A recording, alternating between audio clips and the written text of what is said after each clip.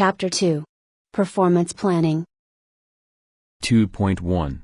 What is performance planning? Performance planning is a discussion.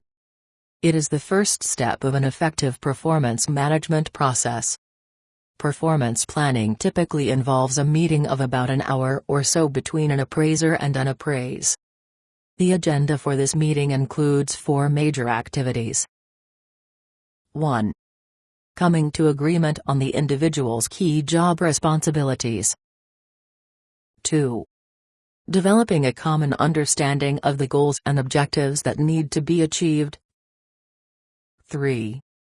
Identifying the most important competencies that the individual must display in doing the job. 4. Creating an appropriate individual development plan. Tell me more. One of the primary reasons that performance appraisal discussions are so awkward is that they are conducted in a vacuum. If the manager and the individual haven't had a good discussion about requirements and expectations, if they haven't talked about goals, if they haven't had a meaningful dialogue about core competencies, then it will be impossible for the manager to honestly and ethically assess how well the individual has done in meeting those undiscussed objectives.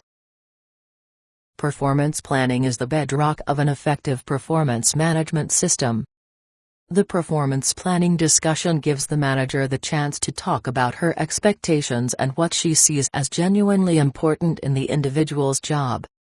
It gives the individual a clear operating charter so that he can go about doing his job with the full certainty that he's working on the highest priority responsibilities and operating in a way that the organization expects.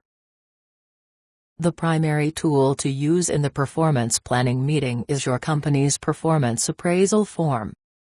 Since the form will be used months later to assess how well the individual did the job, it should be used from the start to plan the job expectations.